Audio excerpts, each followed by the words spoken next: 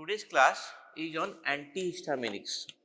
Antihistaminics means the drug which antagonize histaminergic receptors. We all know that histamine have got act on three type of receptors: H1, H2 and H3. By antihistaminics, we preferentially mean H1 antihistaminics, the one which antagonize H1 receptors. Okay. Now, there is a term autocoids. Autocoids basically has come from two Greek words. One is autos, means self, and akos means healing. So, autocoids are basically self-healing substance. Now, they are similar to the hormones. What does hormone do? They are secreted from a specific type of cells and they have got intense biological action acting on different parts of the body. Now, here some difference are there with the hormone. Autocoids are substances that are produced from the diverse body parts, from the different body tissues, and they act at their site of synthesis and release. So, they are called local hormones. What are autocoids? These can be amine autocoids like histamine and serotonin, lipid derived autocoids like prostaglandin, leukotrienes and platelet activating factors, peptide autocoids like plasma kinase that include bradykinin, kallidin and angiotensin. Now, we are interested in histamine here. Histamine, the term has come basically it means tissue amine. Histos mean tissue and the term amine. So, the amines present in the tissues. Tissues rich in histamine are skin, gastric glands, intestinal mucosa, lung, liver and placenta. Also, they are present in blood, in the venoms, in the most body secretions and pathological fluid. How they are stored? They are stored mostly in the mast cells, in storage granules. But some non-mast cell histamine are also present that are seen in gastric mucosa, in the brain, in stomach, that is gastric mucosa, in epidermis and some growing regions. Now, the turnover rate in non-mast cell is very high compared to the mast cell histamine. Now, these are basically synthesis and metabolism of the histamine. Histamine is synthesized from histidine. It is an amino acid by the enzyme decarboxylase. Now, after synthesis, they can be metabolized by the two pathways. One is N-methyl transferase and the other is diamine oxidase. Via methyl transferase, it is converted to N-methyl histamine, which is acted upon by monoamine oxidase to methyl imidazole acetic acid. While via diamine oxidase, it is converted to imidazole acetic acid. This is the structure of the histamine having 5 carbon membered ring with 2 N and NH atoms. Now, coming to histamine receptors, as told earlier, histamine receptors are of three types, H1, H2 and H3. Now, H1 receptors, they are located in smooth muscles of the intestine, of the airway and the uterus, and they cause contraction. So, they cause contraction of the intestinal smooth muscles, causing abdominal cramps. They cause contraction of the airway, causing bronchoconstriction, and also contraction of uterus is noted. Now, coming to the blood vessels, they are present in endothelium and in the smooth muscles. In the endothelium, what does they cause? They release nitric oxide. Nitric oxide release korle ki hobe? Vasodilatation via activation of guanylate cyclase. So release of NO and prostacyclin I2 generation occurs, causing vasodilatation. There is widening of gap junction and leading to increased capillary permeability.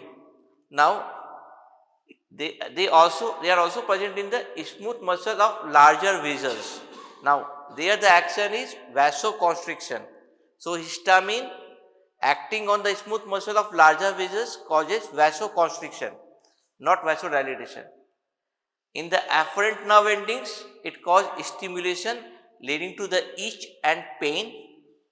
In the ganglionic cell, stimulation causing release of catecholamines. In the adrenal medulla, again the catecholamine release. In the brain, they can act as neurotransmitters. So these are the distribution of H1 receptors and their action. Coming to the H2 receptors, they are principally present in the gastric gland, leading to gastric acid secretion. They are also present in the blood vessels, in the smooth muscles, causing dilatation. In the smaller vessels, smooth muscle of smaller vessels, H2 receptors are present, causing vasodilatation, not constriction. In the heart, in the atria, they cause positive chronotropy action. In the ventricles, basically they are causing positive inotropy action. In the uterus, in rat, not in human, relaxation is seen, no effect on the human uterus. Brain, they act as neurotransmitter. Now H3, they are present in the brain presynaptically, inhibiting the release of histamine, causing sedation. So histamine has got sedation action, and when we use sedation, lung, spleen, skin and gastric mucosa, they decrease histamine release there. In the ileum, inhibition of acetylcholine release. Certain blood vessels, they inhibit noradrenaline release, causing vasodilatation. The clinical utility of H3 receptor is not there. We are mainly interested in the H1 and H2 receptors. Now coming to the pathological action of histamine. They can act on the central nervous system, on the heart, on the blood vessels, visceral smooth muscles and the glands. Coming to the blood vessels, as already discussed, they act on the smooth muscles of the smaller blood vessels, causing vasodilatation, and they act on the smooth muscles of the larger blood vessels, causing vasoconstriction. Now, how they are causing vasodilatation in the smaller blood vessels? Partly by H1 receptor mediated action. H1 receptor কি করে? They release nitric oxide, causing vasodilatation. So partly by H1 mediated, indirectly by EDRF, and partly by H2 receptor. H2 receptor smooth muscle রয়েছে, causing vascular smooth muscle relaxation. Now in the larger blood vessels in smooth muscle, H1 receptor is there, that is causing vasoconstriction. They are causing increased capillary permeability due to the widening of gap junction caused by H1 receptors. Now, when injected intradermally, histamine causes triple response. Triple response physiology পড়েছো কি হয় triple response A? Red spot, will and flare. So when histamine is injected intradermally or intracutaneously, triple response is seen. So the red spot is due to the local cutaneous capillary dilatation caused by histamine. The wheel response is basically due to the edema of the surrounding tissues and the flare. Now coming to the heart, direct effect of histamine on the heart is not prominent, but isolated heart of guinea pig is stimulated, causing positive chronotropy and inotropy effect, primarily mediated by H2 receptors. H1 mediated negative dromotropic effect have been documented. Visceral smooth muscle contraction causing bronchoconstriction. আমরা এইভাবে পড়েছি, basically H1 receptor আছে, that is causing bronchoconstriction.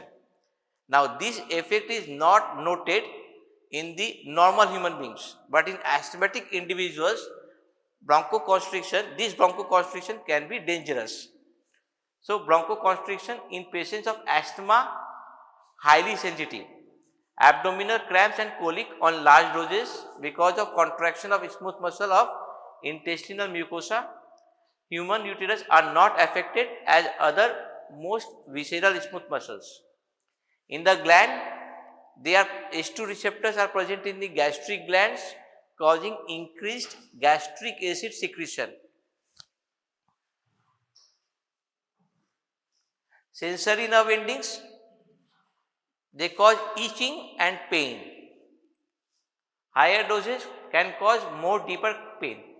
Autonomic ganglia and the adrenal medulla, what we have seen, they cause increased release of catecholamines and not catecholamines. So, stimulated and release of adrenaline occurs, which causes secondary rise in blood pressure. Central nervous system, they do not cross blood-brain barrier, so no central effect.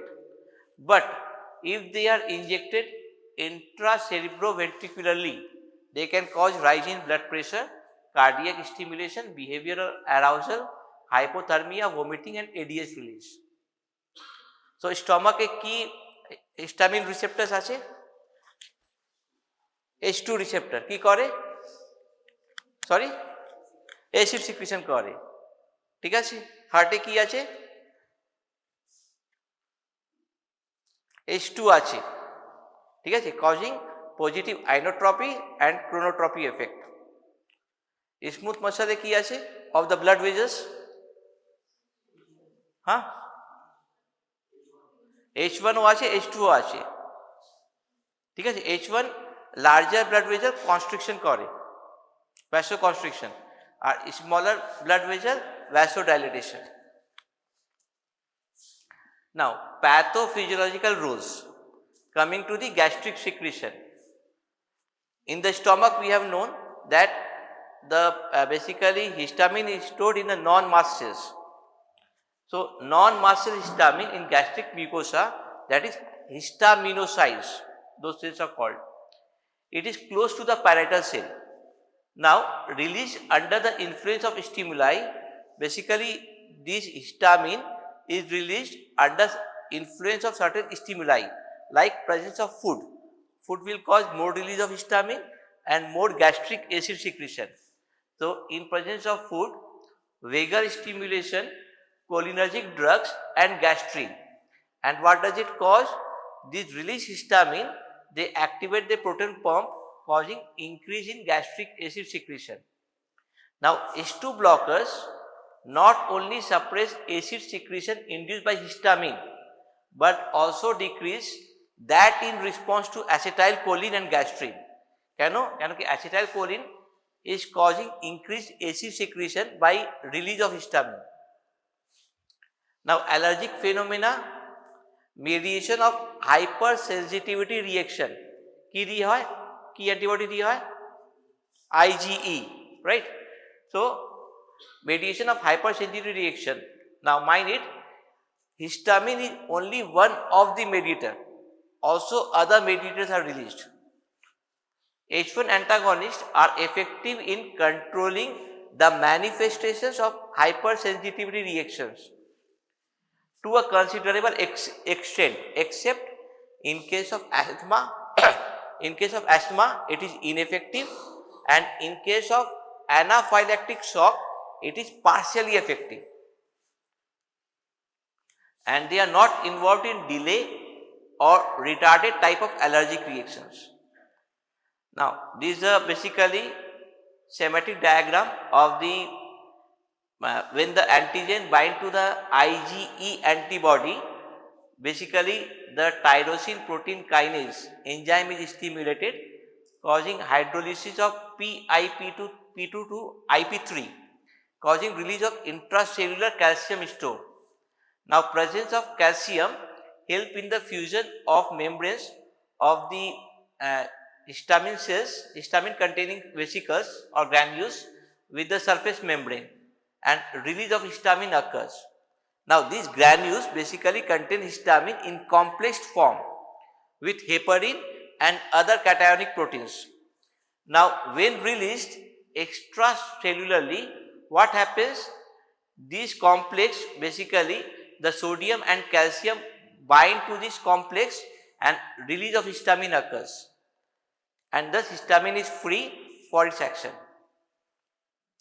Now as neurotransmitter afferent transmitter initiating sensation of itch and pain at sensory nerve endings. Non-muscle histamine in brain, especially in the hypothalamus and midbrain, they maintain wakefulness, and it is for this reason antihistaminics, which have got greater penetration of blood-brain barrier, they cause sedation. Now then they have got appetite H1 and now H1 agonist or histamine basically suppresses appetite. Now it is for that reason H1 antagonist, some of the H1 antagonists, they have got appetite promoting activity.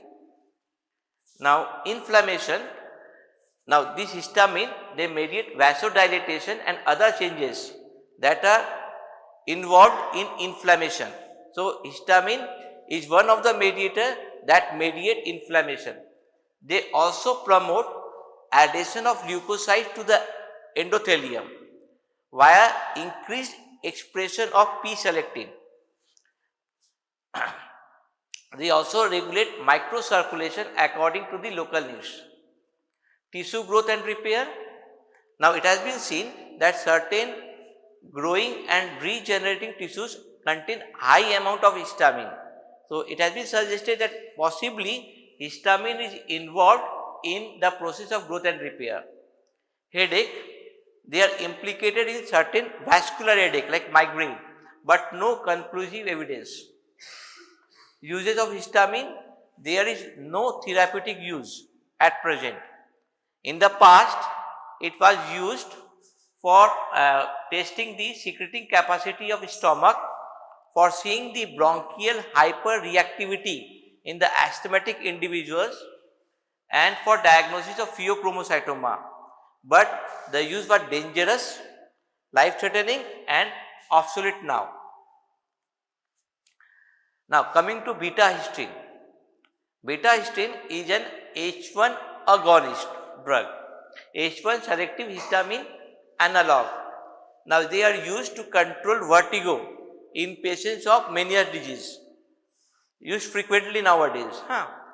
Possibly act by causing vasodilatation in the internal ear, and they should be avoided in patients of peptic ulcer in asthmatic patients. কেন কি এটা H1 agonist drug রয়েছে, that will cause increased gastric acid secretion, so they should be avoided in peptic ulcer patient. As it's an H1 agonist drug, it can cause bronchoconstriction, so asthmatic patients are more basically prone to develop acute exacerbation of asthma. Histamine releases. Certain stimuli can increase the release of histamine from the cells. Those include tissue damage like trauma, venoms and stings, proteolytic enzymes, phospholipase A, antigen antibody reaction involving IgE antibodies, polymers like dextran, polyvinyl pyrrolidone, they can cause. Certain basic drugs can cause release of histamine like tuberculin, morphine, atropine, vancomycin, polymyxin B and others. Surface agents like twin 80 compound 48 by 80, they release histamine from the mast cells, producing an anaphylactoid reaction causing itching, burning sensation, flushing, urticaria, tachycardia, fall in BP and others. Now coming to H1 antagonist, আমরা antihistaminic চ্যাপ্টারে এই মুহূর্তে mainly focus করব H1 antagonist নিয়ে. It's competitively antagonize the action of histamine at H1 receptor. majority of the H1 antagonists have substituted ethyl amine side chain. আমরা যেটা structure of histamine দেখেছিলাম তার মধ্যে একটা কার্বন রিংয়ে ইথাইল অ্যামাইন সাইড চেইন ছিল, সেটাকে সাবস্টিটিউট করে আমরা কিন্তু ডিফারেন্ট H1 অ্যান্টিহিস্টামিনিক তৈরি করি। Now is a classification of H1 antihistaminics. We divide antihistaminics, H1 antihistaminics in two generations, first generation and second generation. Now first generation they include highly sedative, moderately sedative and mildly sedative. Highly sedative ones are diphenhydramine, dimenhydrinate, promethazine, hydroxyzine. Moderately sedative ones are pheniramine, cyproheptadine, meclizine or meclizine, cinnarizine. Mildly sedative are chlorpheniramine, dexchlorpheniramine, triprolidine and clemastine.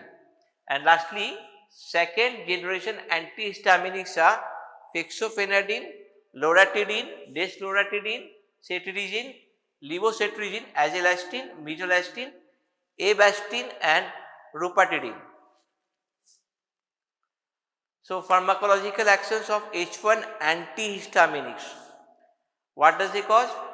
They antagonize histamine action and thus they block histamine induced bronchoconstriction, contraction of the intestine and other smooth muscles, and also the triple response caused by histamine.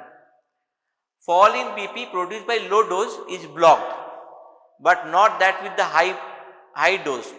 Why? Additional H2 antagonists are required to completely block that caused by higher doses, because we know H2 receptors are also present in the blood vessels. Release of adrenaline from adrenal medulla is also abolished. Constriction of larger blood vessels is also abolished. Action of histamine secretion from the gastric gland is also abolished, not singularly affected. Cyproheptadine has got additional 5-HT2 blocking action. Cyproheptadine is an H1 antagonist drug. Now this drug has got additional 5-HT2 blocking action. Serotonin receptor বিভিন্ন receptor আছে 5-HT1, 5-HT2, তো এটা basically added 5-HT2 blocker অ্যাকশনও রয়েছে। Now anti-allergic action, many manifestations of hypersensitivity reactions are blocked except asthma patients are basically they have got no action on the asthma patients, and anaphylactic shock they have got partial control. Central nervous system, first generation H1 antihistaminics say produce variable degree of CNS depression and cause sedation. Now these are primary difference between the first generation and second generation. কিভাবে divide করা হয় সেটা পরে দেখব আমরা। Most of the first generation antihistaminics they can cross blood brain barrier and hence most of them they have got sedative action, while most of the H2 generation second generation H1 antihistaminics they do not cross blood brain barrier, so they are basically non-sedative antihistaminics. So first generation H1 antihistaminics they produce variable degree of CNS depression because of their ability to cross the blood brain barrier and affinity to the central H1 receptors. Individual susceptibility to different antihistaminics varies. Some individuals experience stimulant affect event like restlessness, insomnia. Excitement and convulsions are frequently seen at toxic dose. Second generation antihistaminics are practically non-sedating. Certain H1 antihistaminics are used in motion sickness. Motion sickness means when a patient is going by a car or a train or a bus, they feel dizziness. That is called motion sickness. So certain H1 antihistaminics they are useful in motion sickness. The mechanism, possibly they antagonize histamine in the brain, number one, and number two, possibly certain antihistaminics, they have got anticholinergic properties, particularly first generation. So, this anti-muscarinic effect can be can play a role in motion sickness prevention. Promethazine and few other antihistaminic, they also control tremor, rigidity and cyalloria in Parkinsonism because of anticholinergic effect and sedative effect. Promethazine also control vomiting of pregnancy, that is morning sickness. Some older antihistaminics, especially ciproheptadine, that is having H1 antagonist action and 5-HT2 blocking property. They have appetite stimulating property. Okay. Some H1 antihistaminics are also effective antitussives and are used in various cough syrup remedies. Anticholinergic action, as discussed, many H1 blockers have additional anti-muscarinic action. H1 antihistaminics with high anti-muscarinic actions are promethazine, diphenhydramine and phenidamine. Now, if these drugs are used concurrently with the anticholinergic drugs or their substitute, the anticholinergic effect may add up. Local anesthetic property, they have got certain antihistaminics like promethazine, diphenhydramine, phenidamine, they have got membrane stabilizing property that confers their antiarrhythmic property, but they are not suitable as local anesthetic because on subcutaneous injection they cause irritation.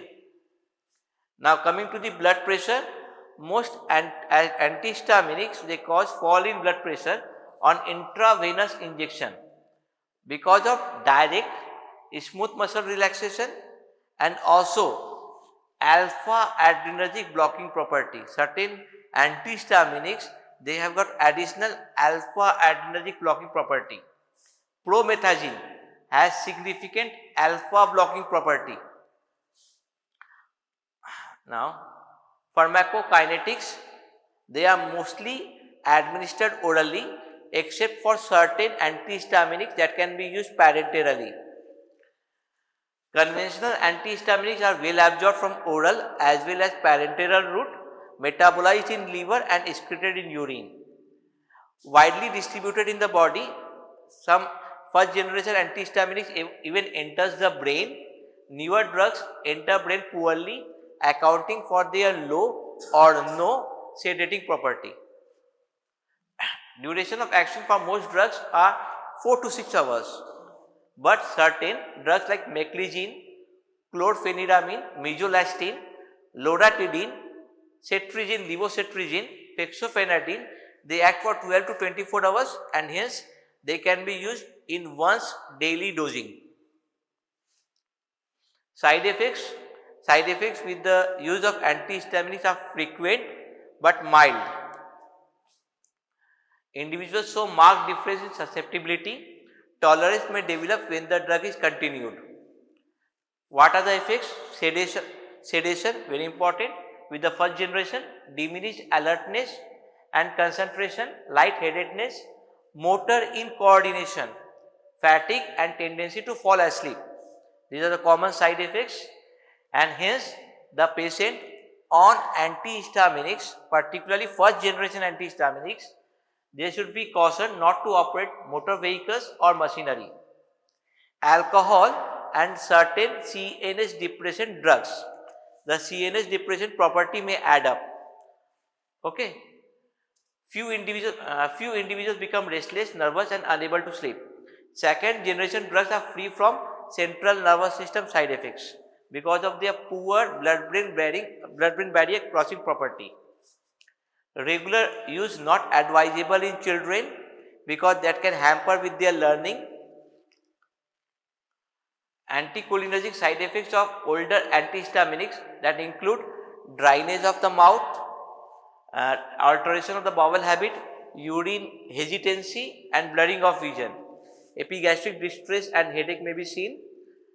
Some drugs like hydroxygen, cyclizine, fixofenadine are teratogenic in animals, although in humans no evidence till now, but caution should be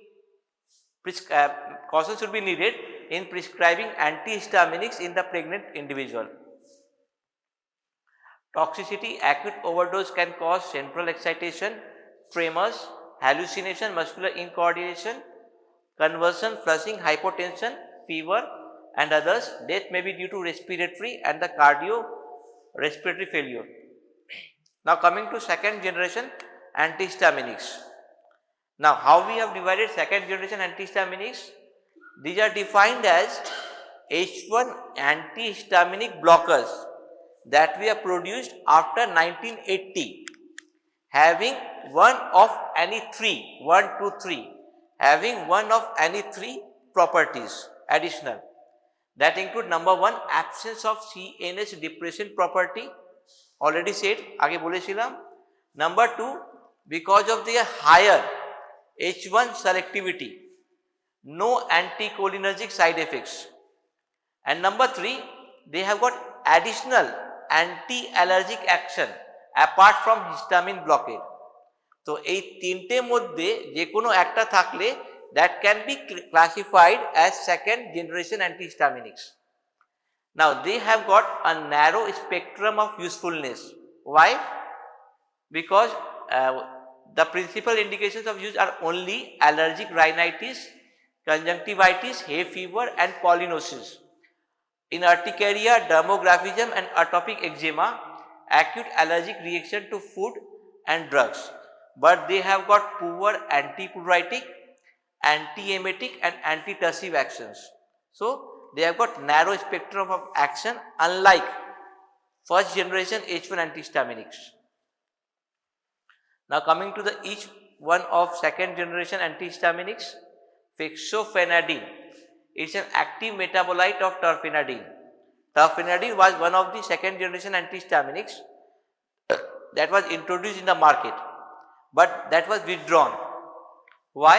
Because it was seen that this drug they blocks the delayed rectifier potassium channel. আমরা cardiac action potential পড়েছি, তাতে delayed rectifier potassium channel কোথায় লাগে? Sorry? Repolarization, phase 3 তে. Now what will happen if the delayed rectifier potassium channel will be blocked? The phase 3 will be prolonged and hence QT interval will be prolonged. Right? So what happens if QT interval is prolonged? Patient is more prone to develop arrhythmias. Torsades de Pointes is an life-threatening condition having prolonged QT interval. Okay. So when terfenadine was used concurrently with other drugs which cause prolongation of QT interval or with CYP3A4 inhibitors like fluconazole, ketoconazole, what was seen that QTC interval was prolonged to such an extent that person developed Torsades de Pointes. So this drug was withdrawn. Now this fixofenadine basically does not prolong QTC interval unlike terfenadine and astemizole. They have got no interaction with CYP3A4 inhibitors, so they are largely free of arrhythmogenic potential, but not entirely safe with person with long QT interval, bradycardia or hypokalemia. They do not penetrate blood-brain barrier, so free of atropinic side effects. Now coming to loratadine, it's a long-acting, faster-acting antihistaminic, selective peripheral H1 antihistaminic. They lack CNS effect because they are not able to cross blood-brain barrier. They are partly metabolized by CYP3A4. They does not produce cardiac arrhythmia in overdose. Those seizures have been reported. No interaction with macrolides or antifungus. They have got good efficacy in urticaria and atopic eczema or dermatitis. This loratadine is a major active metabolite of loratadine. used in half the dose as loratadine. Non-interference with psychomotor performance and cardiac safety are documented. Cetirizine. Cetirizine is a metabolite of hydroxygen. Hydroxygen is a first generation antihistaminic. So, it is a metabolite of hydroxygen with marked affinity to peripheral H1 receptor. They penetrate blood-brain barrier poorly. They does not prolong cardiac action potential or produce arrhythmia with erythromycin or ketoconazole. They benefit allergic disorders by other action as well. Key action, they inhibit the release of histamine and cytotoxic mediators from platelets, number 1, as well as they inhibit eosinophil chemotaxis during secondary phase of allergic reactions. These are the other beneficial effect of cetirizine.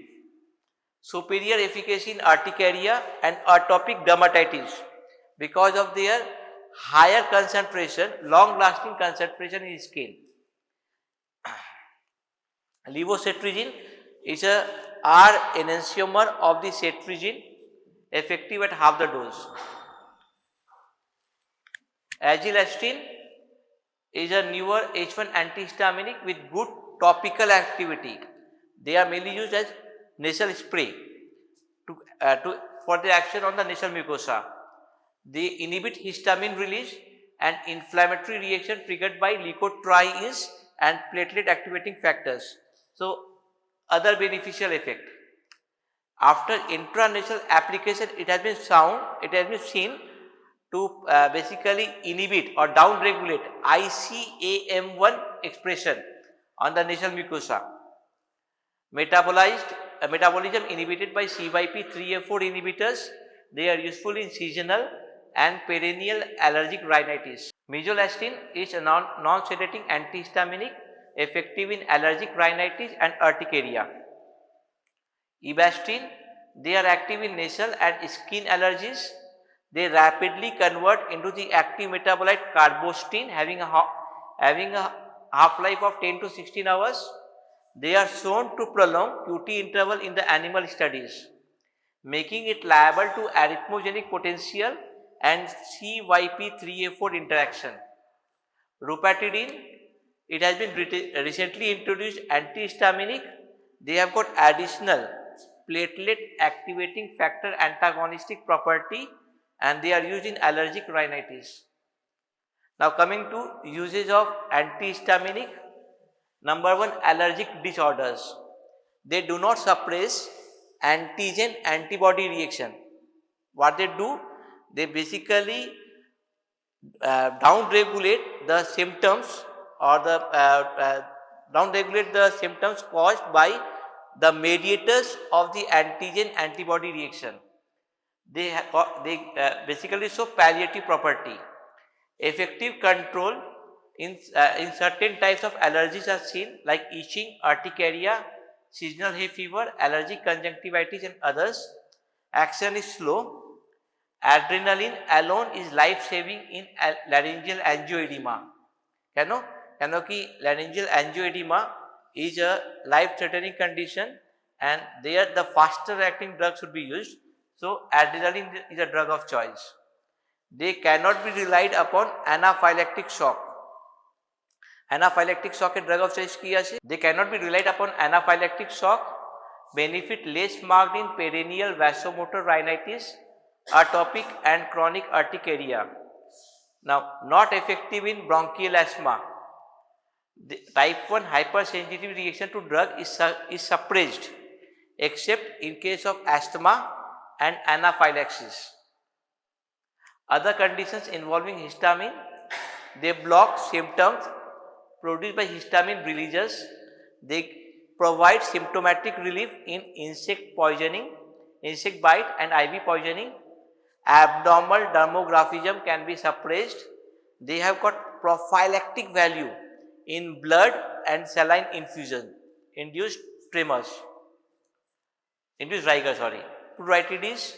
Many conventional antihistaminics, they have got additional antipruritic action independent of H1 antagonism. Relief though is incomplete older antihistaminics or the first generation antihistaminics remain the drug of choice for idiopathic pruritus, common cold, symptomatic relief by the first generation antihistaminics due to the anticholinergic and sedative property.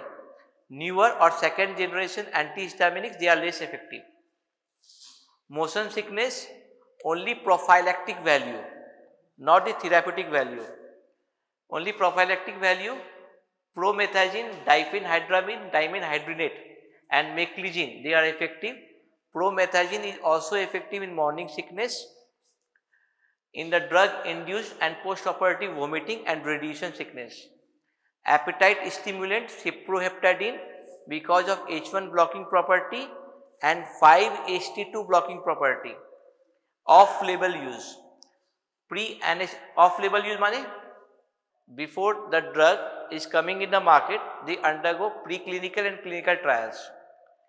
These are done with respect to a certain indication कि ये drug टा मैं यही purpose use करबो, clinical trial or preclinical trial, and when the drug is approved, it is approved for a single indication like adrenaline in certain respect.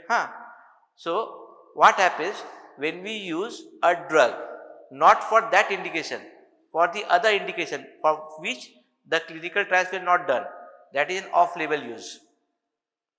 বোঝা গেছে? Drug is introduced in the market by preclinical and clinical trials with a certain by examining for certain indication. Now when the drug is used for other indication, that is an off-label use. Pre-anesthetic medication, promethazine for its anticholinergic and sedative property, cuff again for anticholinergic and sedative property. Vertigo, first generation antihistaminic, sinerizine, dimenhydrinate, they are most commonly used. Labyrinthine suppressant. Parkinsonism, only mildly effective, mild symptomatic relief in early cases. Acute muscle dystonia, relieved by parenteral promethazine, diphenhydramine and hydroxygen. As sedative, hypnotic, anxiolytic, first generation antihistaminic can be used, not as dependable as benzodiazepines. H2 antagonist, H2 receptor কোথায় আছে? We all know in the gastric gland, they release acid, gastric acid. Now cimetidine is the first prototype H2 antihistaminics introduced in 1977.